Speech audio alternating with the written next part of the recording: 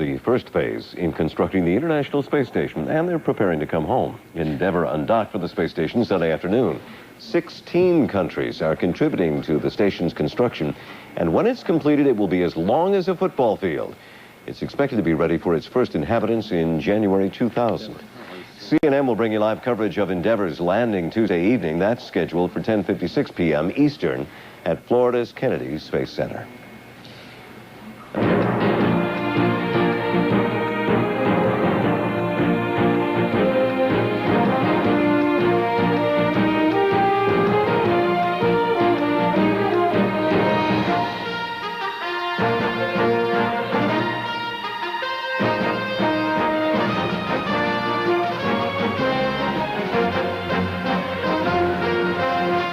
Aboard the U.S. Space Shuttle Endeavour are packed and ready to return to Earth.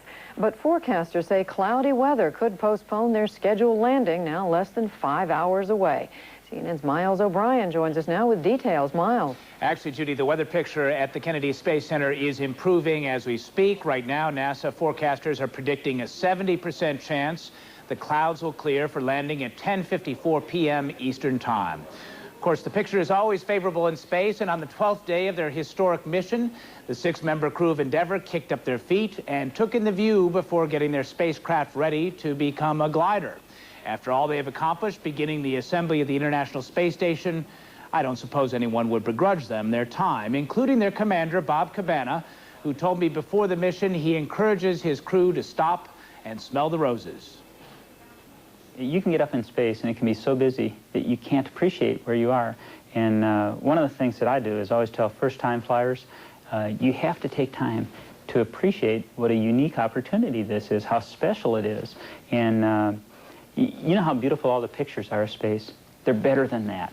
And so I tell folks, don't take a picture. You gotta find a few free minutes and park yourself in front of a window and just look out and make a memory, because what you see and what you remember, you're going to be disappointed when you see a picture of it.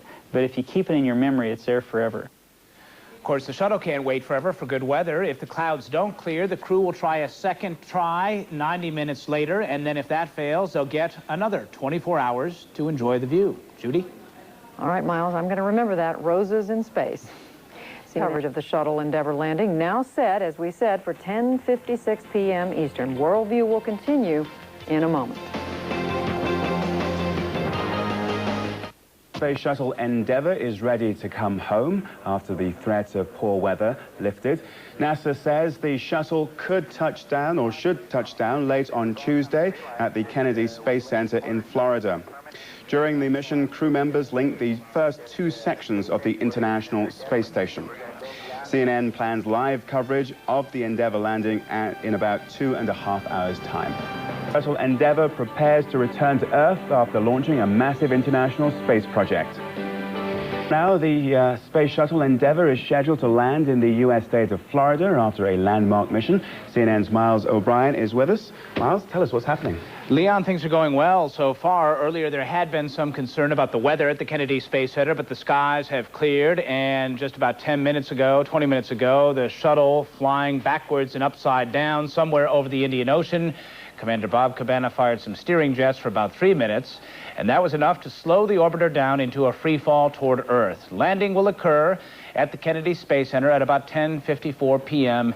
Eastern Standard Time. Now, on this, the 12th and final day of their mission, the 6-member crew of Endeavour kicked up their feet and took in the view before getting their spacecraft ready to become a glider. After all they have accomplished in the beginning of the assembly of the International Space Station, I don't suppose anyone would begrudge them the time, including Commander Cabana, who told me before the mission he encourages his crew to stop and smell the roses. You can get up in space and it can be so busy that you can't appreciate where you are. And one of the things that I do is always tell first-time flyers, you have to take time to appreciate what a unique opportunity this is, how special it is. And you know how beautiful all the pictures are of space? They're better than that. And so I tell folks, don't take a picture. You gotta find a few free minutes and park yourself in front of a window and just look out and make a memory, because what you see and what you remember, you're going to be disappointed when you see a picture of it. But if you keep it in your memory, it's there forever. It was a mission the crew of Endeavour will remember for a long time. They successfully linked the first Russian and U.S. pieces of the International Space Station and then conducted 3 spacewalks to attach cables, add antennas and handrails, and leave tools for future space workers. The end of this mission is really like a beginning for NASA. It will take at least 35 more shuttle flights over the next 5 years to build the million-pound outpost in space. And right now, Leon, the shuttle is at an altitude of about 190 miles, and in about 10 minutes' time, it will have its first encounter with the atmosphere in about 12 days' time. And tell me, are these landings now so routine that they can do them without batting an eyelid, or are there still some risks involved? Well, it's hard to say anything like this is routine. Anytime you begin your approach somewhere over the Indian Ocean and go into what is essentially a free fall all the way to Florida, there's not a lot of margin for error. Nevertheless, given the choice between a launch or a landing as far as rating them for what is most critical and what is most dangerous, the landing is a little more routine. Nevertheless, the shuttle commanders, the best of them, get to land a shuttle, an actual shuttle, 6 times. So this is something they practice for in simulators, but don't get to do too often. And we're expecting a number of more of these missions as they build the International Space Station. I don't know off the top of your head, how many more are we going to, and which are going to be the more interesting ones? Well, we've got 35 more shuttle missions, 43 total. The rest will be provided by the Russians. There are going to be some significant missions involving building what is called the truss, which is essentially the spine of this International Space Station. This will involve spacewalkers working in a very complicated manner, highly choreographed situations, spacewalks which have never been before attempted. Everything about this is unprecedented, and the amount of spacewalks and the amount of missions is a part of that whole picture. Okay, Miles O'Brien, thank you very much indeed. No doubt we will see you very much more on this set talking about the Space Shuttle and the International Space Station. And stay with us for live coverage of Endeavour's landing in a little more than half an hour. Endeavour is scheduled to touch down at the Kennedy Space Center in Florida. The craft has started slowing down and is now dropping towards Earth. During the 12-day mission, Endeavour's crew started assembly of the International Space Station, and CNN plans live coverage of the landing. And as we said, that's expected in about 30 minutes' time.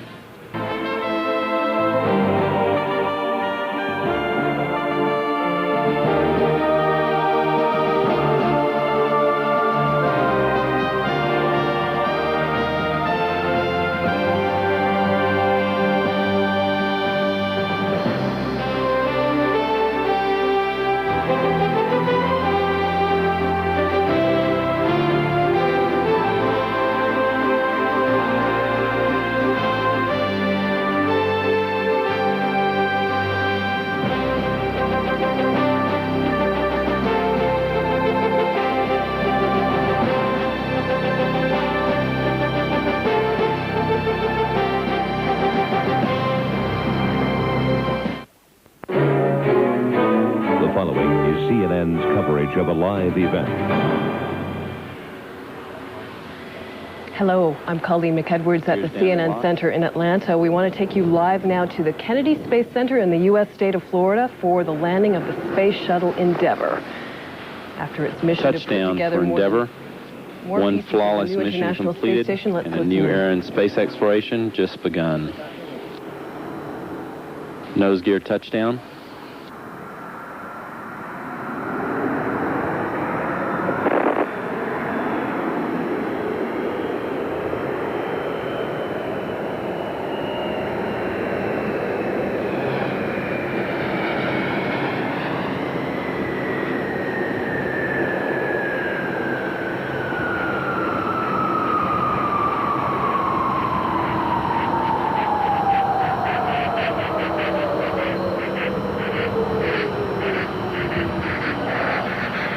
Watching live pictures of the Space Shuttle Endeavour. It has just touched down at the Kennedy Space Center in the U.S. state of Florida on runway 15.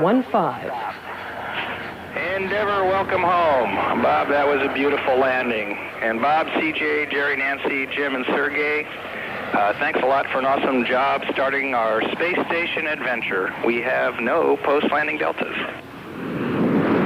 Roger, no deltas. It's great to be home after such an exciting mission, Scott. And our congratulations to all the folks that worked so hard to make it happen. I'm so proud of everybody in this crew. Y'all done an outstanding job. referring to members of the crew and Commander Robert Cabana, who were ready to come home after an exhausting yet satisfying journey. That's how they described it. It spanned nearly 12 days in space, working on the new International Space Station. A little bit of information for you on what they did while they were in orbit. 5 Americans and 1 Russian joined the Russian-built Zarya control module and the American-made Unity connecting chamber. Those are both parts of the new International Space Station that is being constructed. The crew also spent a full day actually inside the station, hooking up some of the electronics that will be needed. This was a rare nighttime landing that you've just watched, the Space Shuttle Endeavour making a rare nighttime landing. Earlier in the day, thick clouds were threatening to keep the shuttle up perhaps an extra day, but by sunset, the sky had begun to clear and the landing got underway pretty much as scheduled. This was the first of some 36 space shuttle flights that NASA thinks will be needed over the next 5 years in order to build the new International Space Station. It won't be ready for human cargo until the year 2000. And it is set to be entirely complete by the year 2004. All of this is expected to cost at least $40 billion. ET umbilical doors are coming open. Endeavour Max is watching.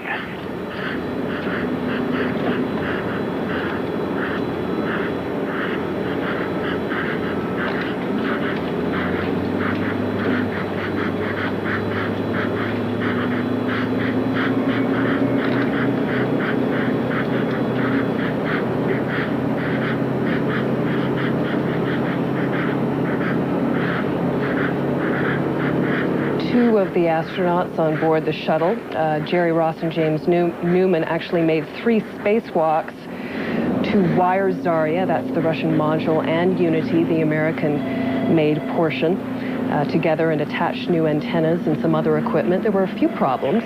Endeavour Houston for Bob on 5-8. There go for the ammonia activation, Alpha Secon.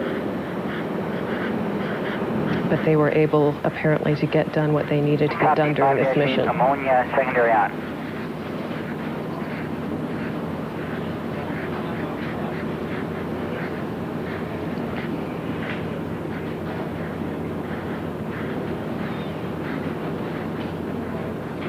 Once again, you are looking at live pictures now, just as the Space Shuttle Endeavour has made its landing at the Kennedy Space Center after 12 days in space working on the new International Space Station. And as you can see, everything went off apparently as scheduled and without any problems. The next construction mission scheduled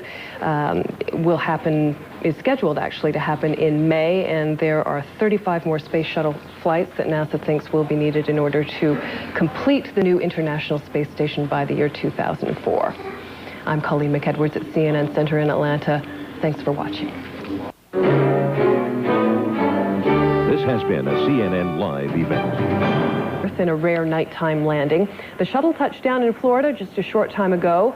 Commander Bob Cabana says the 6-member crew was ready to come home after spending nearly 12 days in space.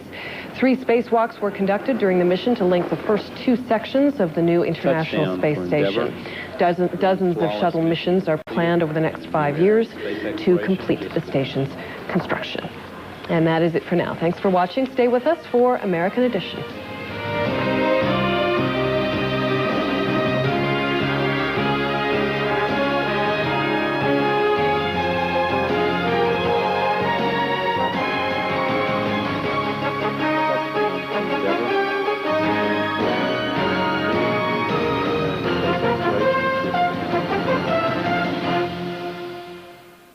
And a look at Space Shuttle Endeavour's just completed mission. Stay with us.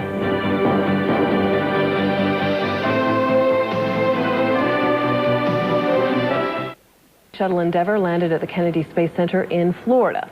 The shuttle crew was busy building the International Space Station, and CNN's Miles O'Brien joins us now to talk a little bit more about the mission. Miles? Colleen, it was a busy mission indeed. Nearly 12 days, 4.6 million miles traveled. Around and around the Earth they went, doing the first assembly mission of the International Space Station, carrying the first U.S. piece up. mating it to the first Russian piece, which had been launched 2 weeks earlier by a Russian rocket. Live pictures right now from the Kennedy Space Center on the east coast of Florida, and what you're seeing right now is a group of people called the Orbiter Recovery Convoy, making sure the vehicle is safe for the astronauts to leave the vehicle. There are several gases which can exist outside an orbiter because of all the jets which are used to control it in orbit, among them hydrogen, nitrogen tetroxide, hydrogen, and ammonia.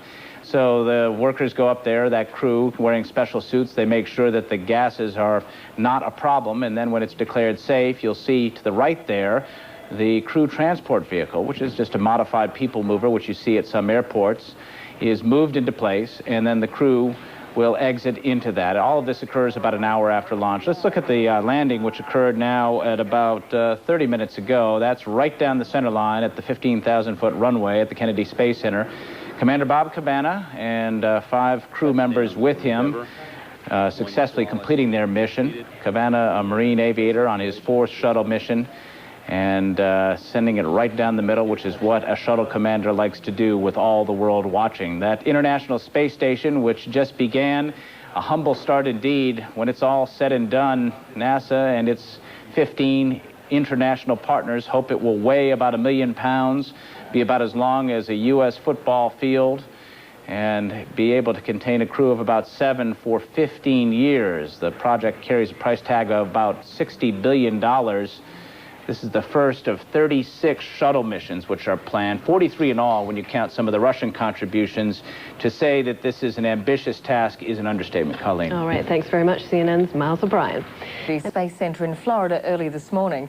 During the 12-day mission, shuttle astronauts successfully connected the first 2 elements of a new International Space Station. CNN's Miles O'Brien has more on the mission. Endeavour, wheel stopped. Endeavour, welcome home. Bob, that was a beautiful landing. With nearly 12 days and 5 million miles behind them, the crew of Endeavour hit the ground running, just as they did during their historic mission. Range to Zarya now about. Perhaps the hardest moments came early on when they rendezvoused with the first orbiting piece of the International Space Station, a Russian-built power plant called Zarya, or Sunrise. Lacking a direct line of sight, Commander Bob Cabana and robotic arm virtuoso Nancy Curry used TV cameras and other instruments to inch beside the 40,000-pound Zarya and then attach it to the first U.S. contribution to the space station, a connecting segment called Unity. Houston Endeavour, we have capture of Zarya. It actually seemed as hard as I thought it was going to be. We just took it nice and slow. Probably painfully slow, if you ask Bob, but took it nice and slow, and all the training paid off. It was. This expansion's okay, isn't it? But building the skeleton of the embryonic station was not enough. Spacewalkers Jerry Ross and Jim Newman ventured into the void to stitch together the station's nervous system. In addition to joining power and data cables, they attached antennas, bolted on handholds, and left a tool bag for future crews. During the complicated walks, Ross mistakenly let 3 parts float away. They weren't critical, but it was an embarrassing episode for NASA's most experienced spacewalker. It was very regrettable circumstances that I lost those pieces of hardware. I'm not sure how it happened. Setting up air ducting. The crew also spent 2 days inside the new station, activating and installing equipment, attaching ductwork, and enjoying the extra inner space. We kept pinching ourselves and saying, it can't be real. It's going so well, and everything is so right, and it just looks so good. The end of this mission is really a beginning for NASA. It will take at least 35 more shuttle missions to build the 1 million-pound International Space Station. NASA is girding for the unprecedented challenge ahead. Miles O'Brien, CNN, Atlanta.